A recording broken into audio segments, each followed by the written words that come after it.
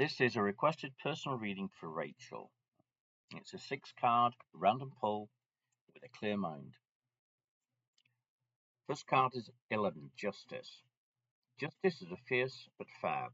She holds the scales of positive and negative forces with her eye, constantly scrutinizing and weighing our decisions. Yet still she stands staring straight into our eyes, looking deep into our soul. Justice can see the most hidden of our intentions. She can sense if our choices and actions are based on truth or deception. In a sense, she represents our inner voice of reason and conscience. She knows no grey area. Her judgment is stark and absolute. However, remember that unlike us, she can see the bigger picture. You only have one chance to present your case before her, so make it count, and don't try to trick her keen eye. When justice appears, know that all will be revealed, for better or worse. Everything hidden will make its way to the surface in true revelation. This card can indicate legal proceedings or lawsuits. One way or another, the truth may come out. If you have been wronged or if you have wronged someone else, justice will prevail. All will be judged for all their actions. So act responsibly and be honest with yourself and others.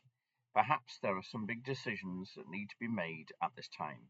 If so, the Justice card can also indicate the need to consider these choices carefully. Balance is key in all things, hence, remove anything that is in excess or difficult. The useless things must be put away in order to restore equilibrium. That's Justice. The Tower. Okay. 1 second.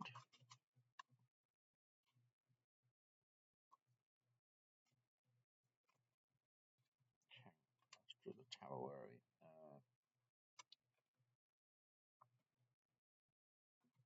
Where are we? 15, 16, 14. Okay, come on, where am I? The Tower, there we go. Sorry about that. The storm rages on, the thunder and lightning tearing through the night, destroying everything in its path without mercy. The idyllic tree house, once poised tall, is now torn rent, constructed on the hopes of childhood dreams. The tree house now lies shattered, clinging to life as the man dangling dangerously from its foundations. One person has already fallen. With no more strength left, she has let go, surrendering to the abyss.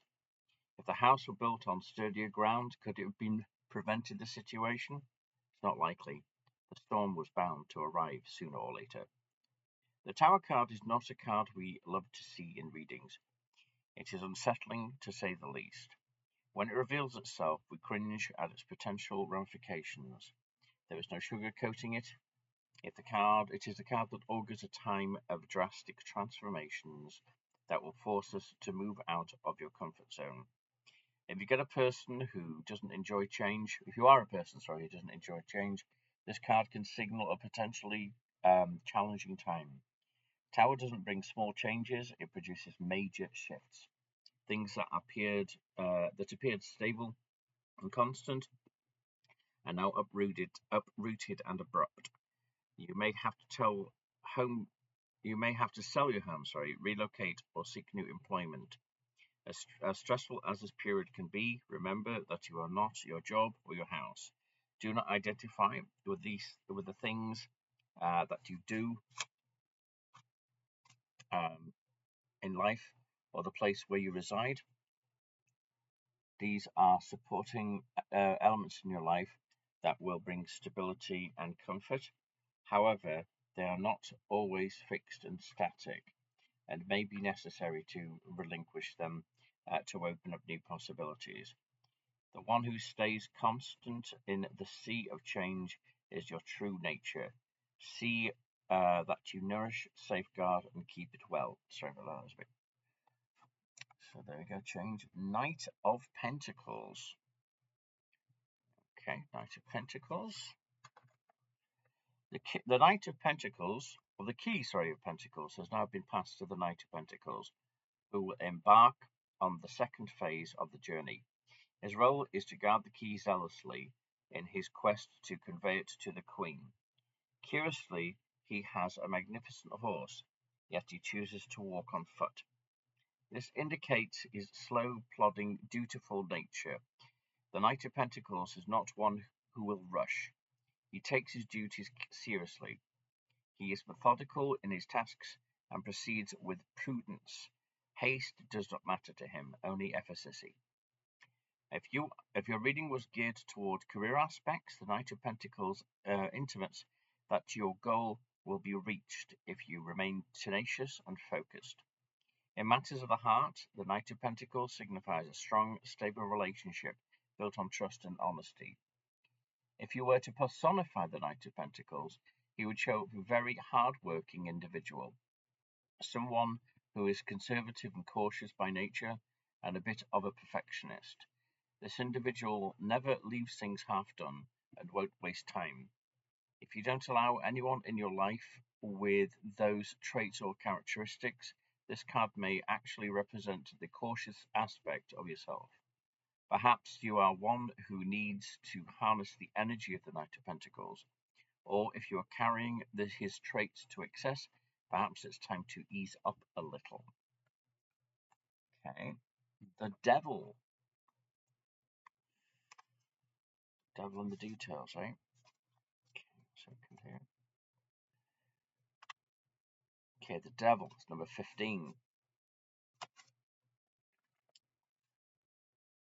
The winged man hovers over the endless wasteland, shackled to the machinations of his own heart. He is an image of despair in the midst of absolute isolation. His wings are spread wide open, ready to take flight, yet he is unable to do so. Perhaps all that is needed is the will to remove himself from the lashings of his own design. No one holds back his wings, no one roots him in his cares. It is through his own attachments that he is confined. The Devil card speaks of our internal vices, those parts of ourselves that we keep hidden. It is reflective of the indulgences, addictions, and excesses that we permit in our lives.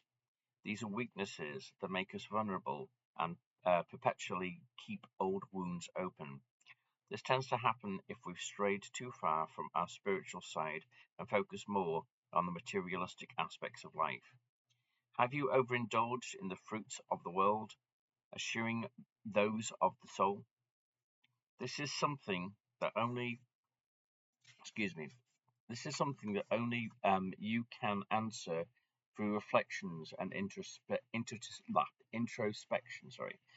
You see, the Devil is not an external perpetrator. It is the shadow of our own selves. Look deeply within and be truthful. If this card should appear in your spread, it is there. Okay, if this card appears in your spread, is there anything in your life that is making you feel trapped or bound? What is making you feel powerless and out of control? Remember that the Devil card is not about subjugation without end. It is a card that calls you to be active in achieving your freedom, to take action and free yourself from the burdensome attachments. You also need to choose to do so. Okay, that was the Devil. Then we have the Moon.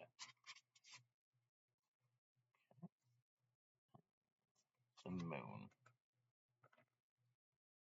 And it's just 5 of 6. We've got one more after this. Near the edges of two cliffs, two figures stand, wrapped in rays of luminescent moonlight. The male stands upon the right cliff, while his female counterpart stands upon the left cliff. They represent the primordial action and passive energies, spirit and matter, light and dark. There is only a small gap between them, making it easy for them to cross and unite. Yet, one false step could be their undoing. The moon governs the tides. Its ever-changing phases exert a constantly shifting influence upon the waters of the earth, as well as upon our emotional lives. Each one of us is connected to the moon through occult energies that shift our emotional bodies. Its contrast is the sun, which shines constantly and reliably, completely illuminating the world. The moon provides only intermittent and indirect light. The moon provides general impressions but cannot be relied upon to reveal the whole truth. There is something mystical to its permanence, its stillness and silence. For this reason, it is important to proceed with caution. When the moon card appears in your reading, it signals a period of fluctuation and change. For most of us, the inability to clearly distinguish our surroundings instills a sense of fear and anxiety, reminiscent of childhood fears of the dark. Moonlight dances lightly at night time. It hints but doesn't reveal all, and what we see by moonlight can turn out to be quite different in daylight. Therefore, it is not at all difficult to misperceive objects or intentions.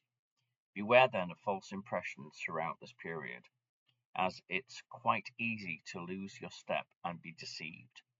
It's also wise not to make any major decisions or changes during this time. And then we have the final card, which is the chariot. Number 7.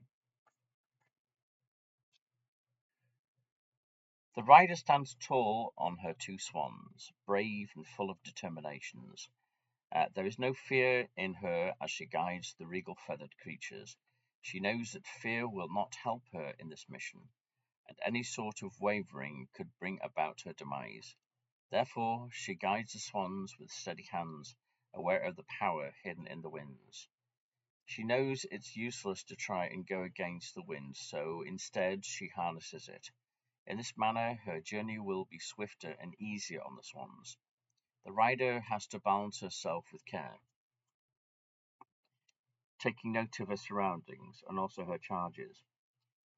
These are wild animals, and at any moment they could try to go their own way, even pulling in opposite directions. The chariot is a card that encourages us to take action. This card brings with it potential for success in your projects or even physical moves. When this card appears in your reading, know that now is not the time to procrastinate or let yourself be distracted. Set your goals and maintain your focus. There are many things that can distract our attention on a day-to-day basis. Remain steadfast and know that the road to success is often filled with obstacles.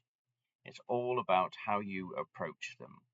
It's your strategies, your tenacity, and your courage that will ultimately allow you to realize your goals.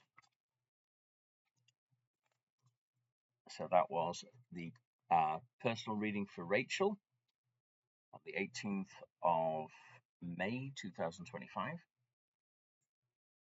And you please have a wonderful